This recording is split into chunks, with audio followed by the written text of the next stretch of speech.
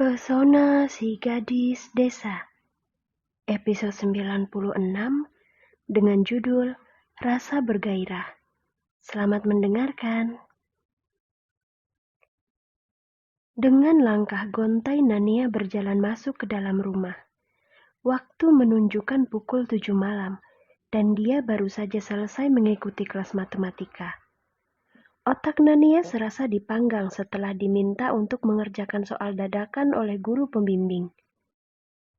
Meski Nania tidak bisa disebut bodoh, tetap saja dia dibuat gila oleh deretan angka-angka yang terus beranak pinak. Membuatnya seperti dipaksa mengikuti kerja Rodi untuk membangun sebuah jembatan yang menghubungkan dua samudera. Sayang, kau sudah pulang? Tanya Anita sambil menatap ke arah putri bungsunya. Dia lalu menyunggingkan senyum ketika Nania langsung rebahan di atas sofa tanpa melepas sepatu dan seragamnya terlebih dahulu. Bu, ternyata menjadi orang pintar itu tidak enak ya.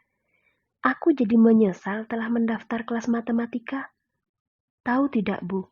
Kelas itu sama sekali tidak ada nikmat-nikmatnya. Pembahasannya membuat otakku masuk angin. Pusing, keluh Nania pada sang ibu. Masuk angin bagaimana maksudnya, Nania? Ibu jadi bingung. Pokoknya masuk angin lah, Bu. Aku malas menjabarkannya. Tahu kalau putrinya sedang kelelahan, Nita dengan penuh perhatian membuatkan jus buah untuk putrinya itu. Dia juga tahu kalau matematika bukanlah mata pelajaran yang mudah. Jadi dia sangat maklum kalau Nania sampai mengeluh seperti ini. Apa aku bolos saja untuk kelas minggu depan ya? Aku merasa lebih bergairah jika mengikuti kelas bela diri daripada kelas berhitung. Memang apa untungnya coba terus-terusan belajar matematika? Yang penting kan aku sudah tahu kalau jawaban dari 2 ditambah 2 itu 4. Menyebalkan sekali, ucap Nania bermonolog dengan dirinya sendiri. Sebenarnya tidak ada siapapun di rumah ini yang memaksa Nania untuk mengikuti kelas tersebut. Semua itu murni pilihannya sendiri. Dia mendaftar pada kelas tersebut hanya karena gengsi pada teman-temannya yang sudah lebih dulu mengikuti kelas matematika. Jadi Nania tidak mau kalah, dan dengan percaya dirinya dia mengikuti langkah teman-temannya itu. Dan sekarang dia menyesal, benar-benar menyesal di hari pertamanya masuk ke kelas tersebut. Nania, kau sendiri yang ingin masuk ke kelas itu, sekarang kau juga yang mengomel. Itulah pentingnya untuk berpikir terlebih dahulu sebelum mengambil keputusan. Menyesalkan kau sekarang? Ledek Luyan yang baru saja datang dengan suster yang mendorong kursi rodanya. Terima kasih, Sus. Kau silahkan makan malam dulu bersama yang lain. Baik, Tuan. Kalau begitu saya permisi. Luyan mengangguk. Dia lalu melihat ke arah Nania yang sedang merajuk dengan bibir mengerucut. Rasanya seperti mendapat hiburan setiap Luyan melihat putri bungsunya bersikap begini. Manja, nakal, ceroboh, tapi juga menggemaskan. Nah, Nania sayang, ini ibu buatkan jus kesukaanmu. Jadi jangan marah-marah lagi ya, ucap Nita yang muncul dengan membawa 2 gelas minuman. Wah, ibu memang yang terbaik, sahut Nania kegirangan. Setelah itu dia segera mencicipi minuman buatan sang ibu. Segarnya. Nita dan Luyan menggelengkan kepala melihat ulah Nania.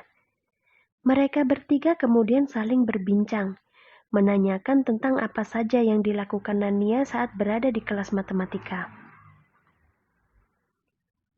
Ramai sekali. Ada apa ini? Tanya Luri sambil tersenyum ke arah adik dan kedua orang tuanya.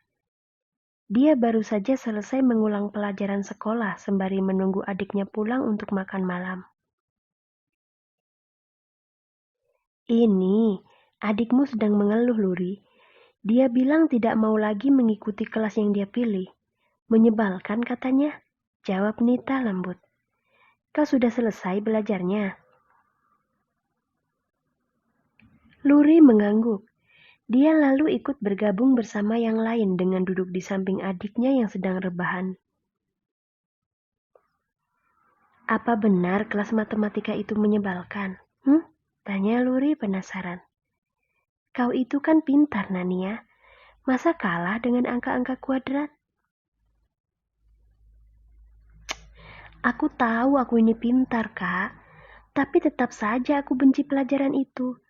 Lagi pula ya, rumus dasar dari pelajaran matematika aku sudah hafal di luar kepala. Jadi tidak ada gunanya juga untuk terus mengikuti kelas pelajaran itu. Jawab Nania malas. Pokoknya aku tidak mau datang lagi ke sana. Aku tidak mau mati muda, Kak Luri. Menuntut ilmu tidak akan membuatmu mati muda, Nania. Manusia mati hanya karena takdir. Paham? Berat urusannya kalau kakak sudah keluar mode menasehati. Sudahlah, aku mau masuk ke kamar untuk membersihkan badan. Di saat yang bersamaan, seorang pelayan datang melapor kalau Galang datang berkunjung. Luri yang tahu maksud dari kedatangan teman sekelasnya itu pun segera meminta izin pada orang tuanya untuk keluar menemui Galang. Ayah, Ibu, aku keluar menemui Galang dulu ya. Dia pasti datang untuk memberitahukan kabar tentang Jovan.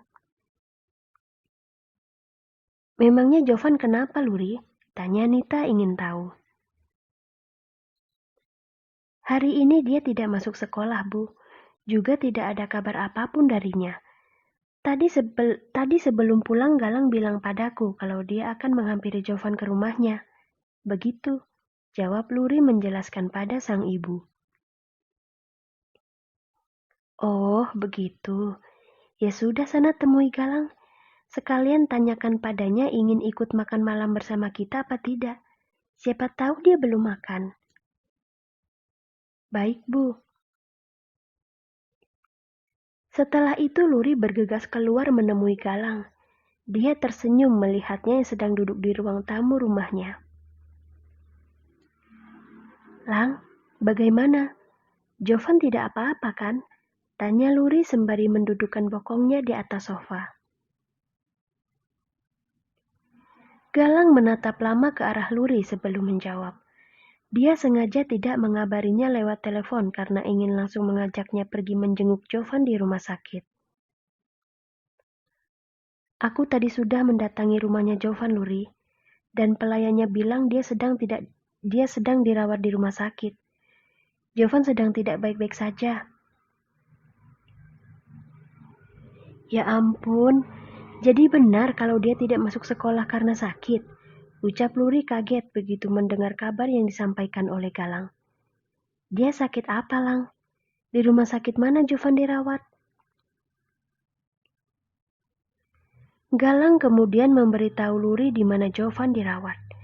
Tak lupa juga dia mengatakan penyebab Jovan bisa sampai masuk ke rumah sakit.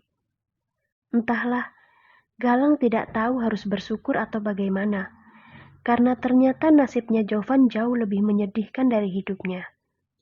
Ya, penyebab Jovan masuk ke rumah sakit adalah karena overdosis setelah menelan pil tidur dalam jumlah yang sangat banyak. Tanpa diketahui oleh siapapun, sebenarnya Jovan sedang mengalami tekanan batin setelah tahu kalau kedua orang tuanya ingin bercerai. Dia depresi, hingga akhirnya memutuskan untuk mengakhiri hidup. Untung saja saat itu ada pelayan yang datang ke kamarnya. Jika tidak, mungkin nyawa Jovan tidak akan selamat.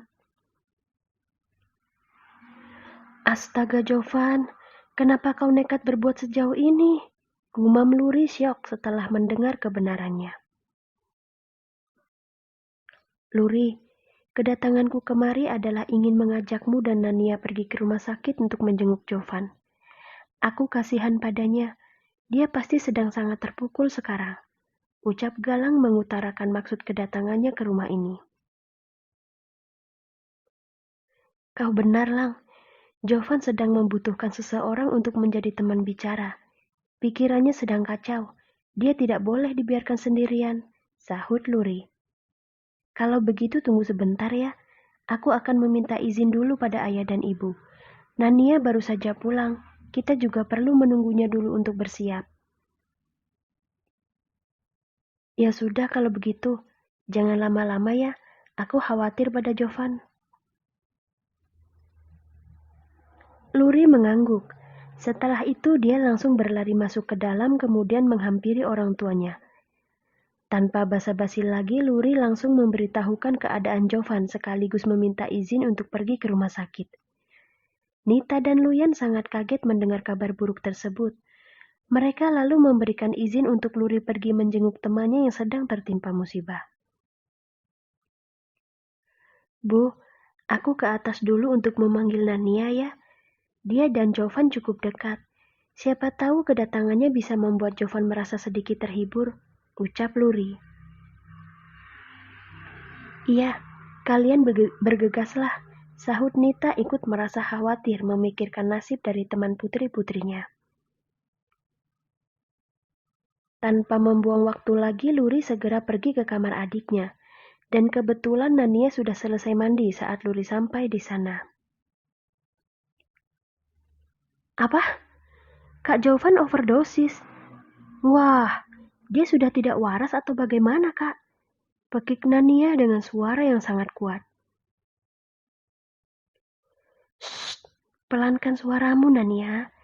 Sekarang kau cepat bersiap karena Galang sudah menunggu kita di bawah. Cepatlah. Iya, ya. Huh, kau ini kurang kerjaan sekali sih, Kak Jovan. Apa enaknya coba menyakiti diri sendiri? Selain dibenci oleh Tuhan, perbuatanmu itu sangatlah rendah. Awas saja, saat aku tiba di sana aku akan langsung memukul kepalamu. Percuma Tuhan memberimu otak yang cerdas kalau kau tidak bisa menggunakannya dengan baik.